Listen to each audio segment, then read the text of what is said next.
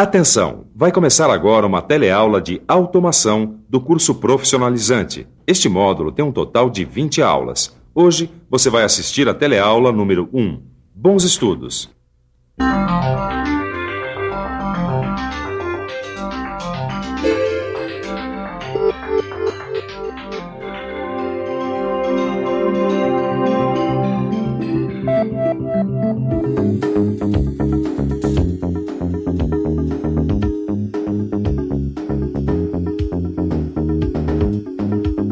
Até alguns anos atrás, todo mundo tinha muito medo de que o computador fosse dominar o mundo, lembra?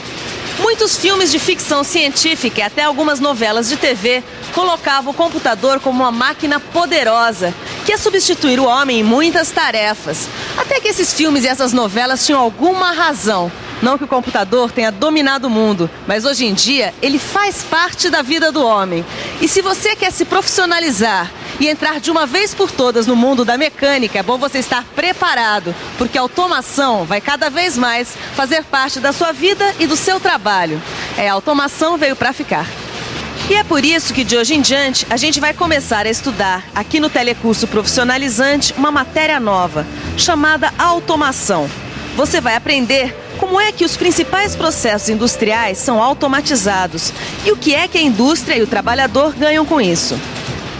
Está pronto? Então vamos nessa, porque nesta primeira teleaula nós vamos fazer uma pequena introdução para você entrar de cabeça no mundo da automação.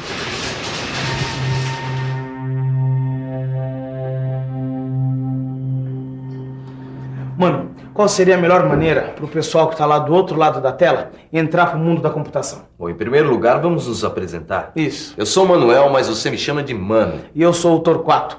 E a gente vai acompanhar vocês nas próximas teleaulas de automação no Telecurso Profissionalizante. Agora sim. Vamos começar? Bom, a melhor maneira de começar é ir direto ao assunto. Então, vamos lá. Então, para começar, você precisa saber o conceito de automação.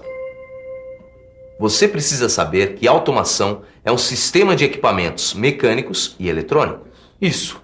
Um sistema de equipamentos eletrônicos e mecânicos que controlam seu próprio funcionamento, quase sem precisar da gente. E é bom explicar também para o telealuno a diferença entre mecanização e automação. Se liga aí. Você já sabe que a mecanização, quer dizer, as máquinas, foram criadas para substituir o nosso esforço físico, enquanto a automação foi criada para substituir o controle do homem sobre as máquinas, quer dizer, para substituir o nosso esforço mental.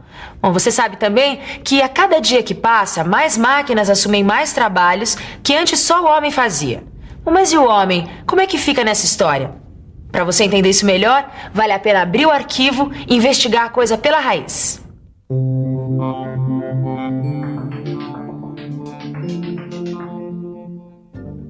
A mecanização, como você sabe, começa na pré-história, há milênios, quando o homem inventou tudo o que é fundamental para transformar a natureza: a roda, a alavanca, a ferramenta, o moinho. Mas a automação só entrou na história para valer muito tempo depois, na Revolução Industrial, que começou lá na Inglaterra já no século XVIII. Quer ver um exemplo do começo da automação, ainda no século XVIII? Olha aí, o mecanismo de regulagem de fluxo de vapor nas máquinas. Essa máquina já se autorregulava há mais de 200 anos atrás. Esse mecanismo foi desenvolvido pelo famoso James Watt, o homem da máquina a vapor. Foi um grande avanço para a época. E se isso foi um grande avanço, imagine o que aconteceu quando as indústrias entraram na era da energia elétrica. E se a introdução da energia elétrica foi um avanço ainda maior, imagine o que foi quando apareceram os primeiros computadores. Torquato, se a gente acha que o nosso micro é pouco, você imagina como devia ser o primeiro computador que apareceu no mundo? Devia ser movido a tração animal. Pois é, o computador tem uma base tão antiga, né? Olha aqui, por exemplo. Isso não é um ábaco? Isso, um ábaco. E apesar dele ter sido inventado há muito tempo, ele faz cálculos incríveis, como se fosse uma calculadora. Mas, Torquato, você não vai querer comparar um ábaco com um computador, vai? Não. Eu só tô querendo dizer que o ábaco é como se fosse um antepassado do computador. É bom a gente ter na cabeça que as coisas têm uma evolução, né? Você vai entender essa evolução com esses dois sistemas pioneiros que vai ver agora. A álgebra booleana, desenvolvida por George Boole, e o método de tabulação por cartões, desenvolvido por Hermann Hollerith no final do século passado. Confira no nosso arquivo. O aparecimento das máquinas aritméticas ajudou muitos matemáticos, como George Boole. Ele desenvolveu cálculos a partir de princípios que hoje são a base da linguagem dos computadores.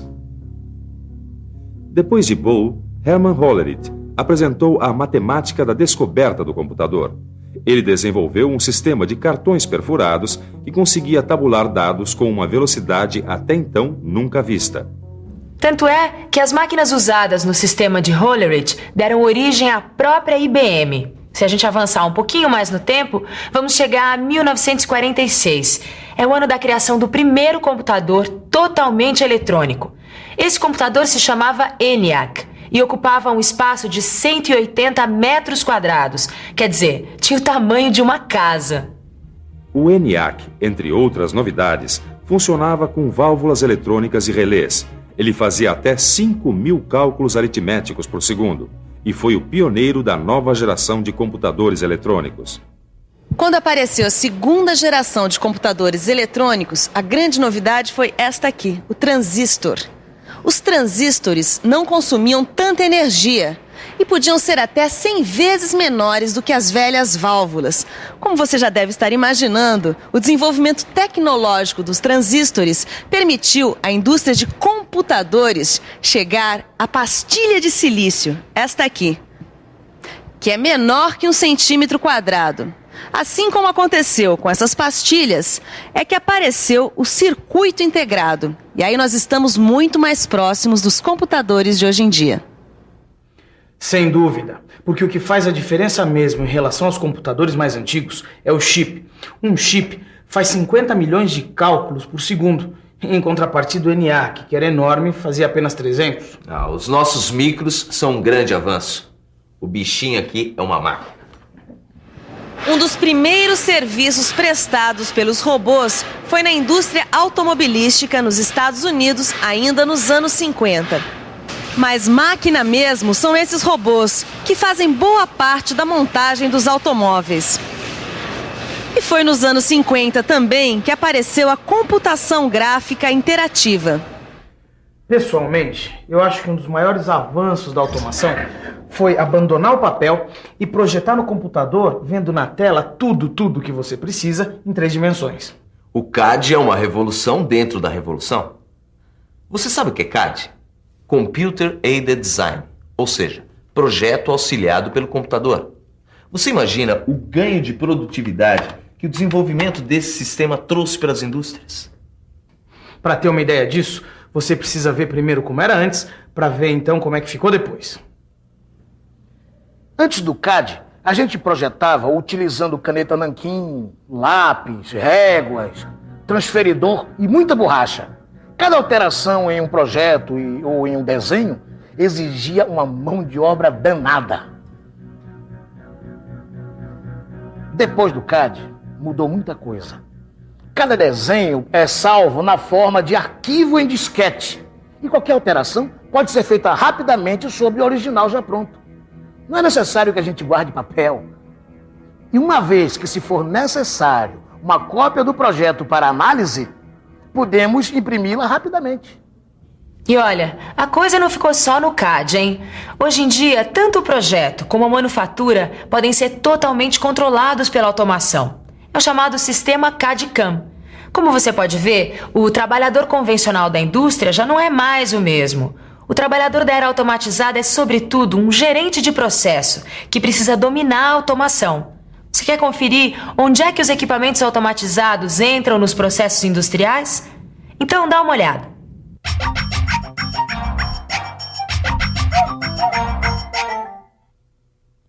Nas indústrias modernas, a automação está em toda parte, incluindo o acionamento de motores, o sensoriamento de desempenho, velocidade e temperaturas, o controle de níveis, válvulas e fluxos, e os programas que contêm as informações do processo e comandam a interação entre os seus vários componentes. Esses programas também são chamados de softwares. Existem milhares de softwares, de programas de computador para as mais variadas atividades. automação industrial, bancária, comercial, agrícola, comunicações, transportes. Olha, repare, nas fábricas, nos bancos, nos supermercados, você vê computadores funcionando nos mais diversos sistemas. Para você ter uma ideia de como a coisa funciona, dá uma olhada nesse exemplo. Este aqui é um sistema automatizado para controlar o horário de entrada e saída dos funcionários nessa fábrica.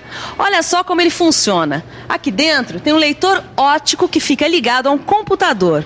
Se eu quiser marcar meu horário de entrada nessa fábrica, eu preciso ter um cartão com código de barras, como este aqui. Aí eu tenho que passar o meu cartão neste leitor óptico, assim, ó. Aí o que acontece? Os dados do meu cartão são enviados para o computador. Ele me identifica e registra a minha entrada. Viu só? Essa é apenas mais uma das aplicações da automação no nosso dia a dia. Todo dia aparece uma aplicação nova para o computador, né? É isso mesmo. Muitos produtos hoje em dia já têm sistemas automatizados. É carro, telefone, videocassete, robô industrial, caixas de banco, sinal de trânsito. É super legal. A vida fica muito mais fácil. Bom, mais fácil por um lado, né? Por outro lado, aumenta o desemprego ou então transfere empregos de um setor para outro. É por isso que o pessoal aí do outro lado da tela precisa estar preparado. Precisa evoluir junto com a tecnologia, senão fica para trás rapidinho. E, mano, você acha que eles levam jeito pra coisa? Ah, eu acho que sim. Mas vamos ver se eles vão estudar o livro, né?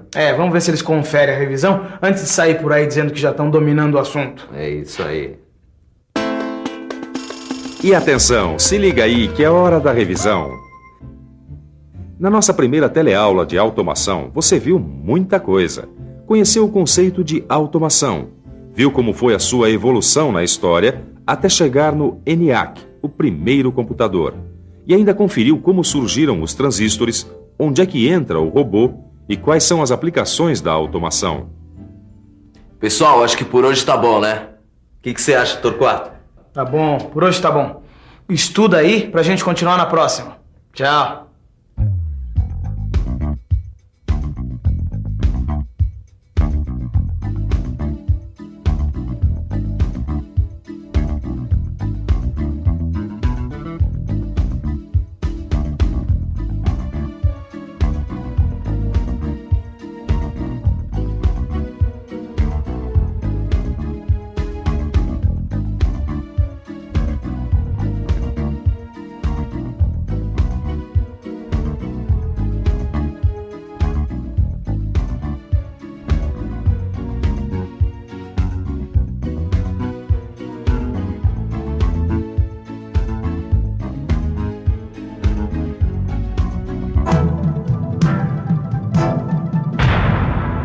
Telecurso 2000, um programa de educação do Sistema Fiesp e da Fundação Roberto Marinho.